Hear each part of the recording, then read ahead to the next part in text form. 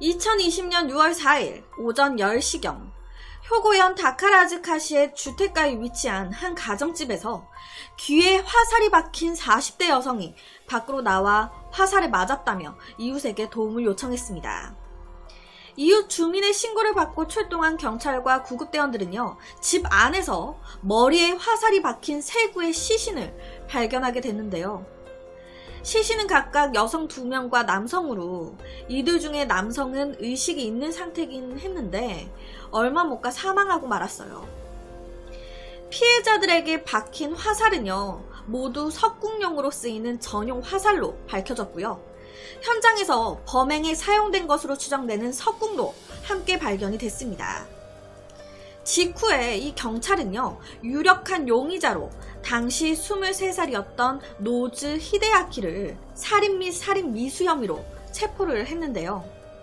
그런데 체포 직후에 경찰 조사 과정에서 충격적인 사실이 하나 밝혀졌습니다. 귀에 화살이 박힌 채 사망한 이 피해자들이 알고 보니까 모두 이 노즈 히데아키의 가족들인 거예요. 사망자는 이 노즈 남성의 할머니인 당시 75세의 요시미, 그리고 어머니인 마유미, 그리고 남동생 히데유키였고요. 화살이 박혀서 중상을 입고 가까스로 살아남았던 여성, 이웃들한테 도와달라고 도움을 요청했던 여성, 그 여성은 노즈의 큰어머니 유리에라는 여성이었습니다. 시신 부검 결과 할머니와 이 어머니의 사망 사인은요, 외상성 지주막하 출혈, 그리고 유일하게 머리에 2군데 화살에 맞았었던 이 남동생은요, 출혈성 쇼크사로 확인이 됐습니다. 이 시신으로만 봤을 때 할머니와 그리고 남동생의 시신에는요, 저항한 흔적이 전혀 발견되지 않았어요. 그렇다 보니까 아무래도 이 2분은 불시에 갑작스럽게 습격을 당한 것으로 추정이 됐습니다. 경찰 조사에 따르면요, 이 범인인 노즈 남성은요, 체포 직후에 석궁과 화살이 내게 맞다라고 인정을 했다고 해요. 애초부터 가족들 모두 내가 죽일 생각이었고, 같은 동네 가까운 거리에 따로 살고 있었던 큰어머니도 내가 전화로 불러내가지고 죽이려 했다고 다 진술을 했대요. 자백한 거죠. 또한 이 노즈 남성은요, 할머니한테 먼저 화살을 쐈어요. 그 다음에 남동생을 쐈고, 그리고 큰어머니 마지막에 이제 엄마한테 화살을 쏜 것 같네요. 뭐 한 정확하진 않은데 한 5발 정도 쏜 것 같은데? 라고 아무렇지도 않게 진술을 했다고 합니다. 이 말도 안 되는 범행에 사용된 석궁, 이 화살은요, 몸에 박힌 후에 쉽게 빼낼 수 없도록 이 촉 부분에 미늘이 달려있는 형태의 되게 살상력이 높은 거였다고 합니다. 그러니까 한번 몸에 박히면 이게 빼기도 힘들었던 거예요. 경찰은요, 노즈의 진술을 토대로 정확한 범행 동기를 조사 중인 상황입니다. 이 사건에는요, 한 가지 풀리지 않는 의문점이 있어요. 옆에 범행에 사용된 이 석궁은요, 연사가 불가능하다고 합니다. 그런데 연사가 불가능한 이 석궁으로 3명을 차례대로 쏴 죽인다는 게 가능할까라는 거거든요. 솔직히 5발을 쐈는데 이게 다 맞은 거잖아요. 남동생 2발, 할머니, 엄마, 큰엄마 1발씩. 이 사건이 발생하기 전 일본에서는요, 석궁을 이용한 비슷한 사건이 발생한 적이 또 있었습니다. 그것도 1년 전쯤이었던 2019년 5월 달에 일본 홋카이도 히다카정이라는 곳에서 당시 29살의 남성이 50대 부친한테 석궁을 발사해가지고 상해를 입힌 거예요. 그래서 이 남자가 살인미수 혐의로 체포된 사건이 있었다고 합니다. 이게 끝이냐? 아니에요. 더 있어요. 더 전인 2015년에도요, 28살 남성이 신문 배달 일을 하고 있었던 30대 남성한테 또 이 석궁을 발사해가지고 이 역시 살인미수로 체포된 사례가 있었습니다. 그러니까 일본에서 이런 사건이 한두 번이 아니었던 거예요. 석궁이 한순간에 무서운 살인 도구가 되어버린 건데, 범인인 이 노즈 히데아키는요, 다카라 아즈카의 모 공립중학교 출신으로 인근 주민들 사이에서는 되게 별난 아이로 통했었다고 해요. 평소에는 되게 온순하다가도 뭔가 스위치가 좀 들어갔다 싶으면은, 그러니까 좀 삔또가 나갔다 싶으면 그냥 갑자기 성격이 180도로 돌변을 했었다고 합니다. 무슨 조울증 있는 사람 마냥 가만히 있다가 뭐가 내 승에 안 차. 그러면 갑자기 왁 하는 거예요. 그냥 거의 눈깔이 돌아간다고 보면 되겠죠. 또한 학교에서는 존재감이 거의 없었을 정도로 학교에 잘 나오지도 않았었다고 하고요. 가정 환경 또한 좀 복잡했었다고 합니다.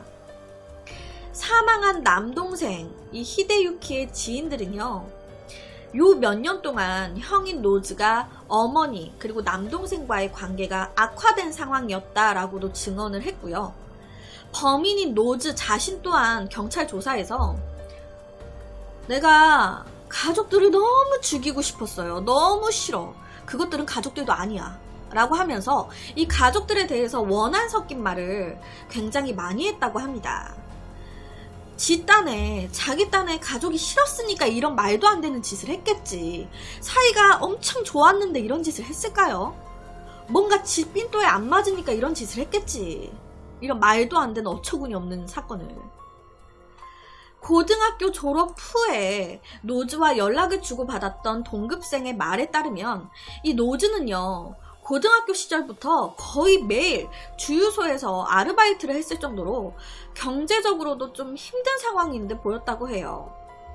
2020년 기준 일본에서는 석궁 구입에 대한 특별한 규제가 없고요.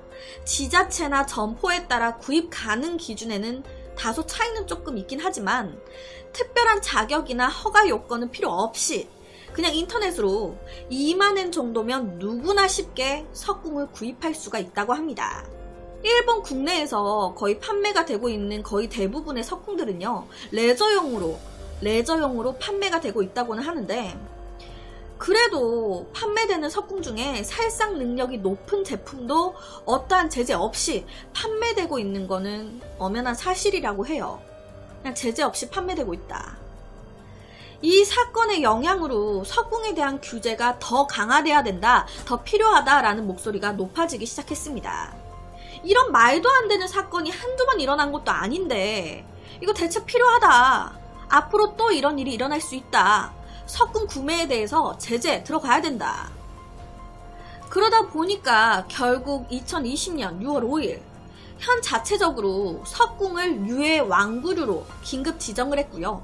18세 미만 청소년들한테는 석궁의 판매 및 대여 등을 일체 금지시키는 조례를 개정했습니다. 바로 대책을 마련한 거예요. 이를 위반하게 되면 30만엔 이하의 벌금에 처한다. 문제 있다 싶으니까 바로 법적으로 강화를 시켜버린 거죠.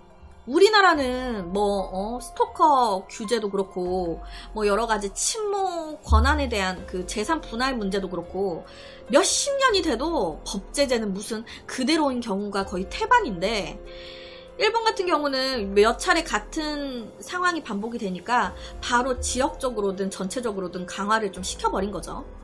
이뿐만이 아니라요, 사건 발생 이틀 후인 6월 6일에는요 장관이 기자회견에서 이렇게 얘기를 한 거예요. 석궁 판매 및 소지 규제를 검토하겠다고. 그러다 보니까 아무래도 곧 이 사건으로 인해서 석궁 관련 규제가 전체적으로 더 강화되지 않을까 예상을 하고 있습니다. 이 사건이요, 이번 연도 6월 달에 일어난 거예요. 이 사건으로 인해 효고현에 이어서 일본 오카야마현 그리고 도쿠시마현에서도 각각 2020년 6월 15일과 7월 22일자로 이 석궁을 유해 왕구류로 지정을 했다고 합니다. 이 사건이요, 정말 무서운 게 2020년 7월 26일 고베에서 한 주부가 이 사건을 모방해가지고 자기 남편한테 석궁을 갖다 쏜 거예요. 또 사고인 척 남편을 죽이려고 한 거죠. 하지만 이 남편 다행히 죽지 않았고요. 이 아내는 바로 살인미수로 체포가 됐습니다. 그런데 여기서 이런 일 일본에서만 있었을까요? 우리나라에서도 있었습니다. 2007년 1월 15일 재판에 불만을 품었던 한 교수가 판사한테 석궁을 쏜 사건이 있었어요. 이 사건이 이때 당시에는 굉장히 논란이 됐었는데, 결론적으로는 약간 흐지부지 된 느낌이 없지 않아 있는 그런 사건인 것 같더라고요. 우리나라의 이 사건은요, 옆에 이제 안성기가 주연으로 나온 부러진 화살이라는 영화로 나오기까지 했었습니다. 추후에 제가 한번 이 사건에 대해 다루도록 할게요. 여튼 우리나라에서도 비슷한 사건이 있었다는 거. 석궁은 살해 도구가 아닌데 우리나라든 일본이든 미국이든 어디든 이런 사건은 다신 일어나선 안 될 것 같습니다. 일본에서 일어난 이 사건은요, 뭐 재판이 어떻게 진행이 됐는지, 처벌 수위는 어떻게 나왔는지 뭐 그런 기사는 없더라고요. 그냥 다 이 사건이 발생했고 현재 조사 중이다 라는 기사들만 되게 많았거든요. 그래서 이제 정확하진 않지만 이런 걸로 봤을 때 아무래도 아직까지 이 사건 조사 중인 것 같더라고요. 그래서 오늘은 일본에서 일어난 한 일가족 살인 사건에 대한 이야기를 가지고 왔습니다.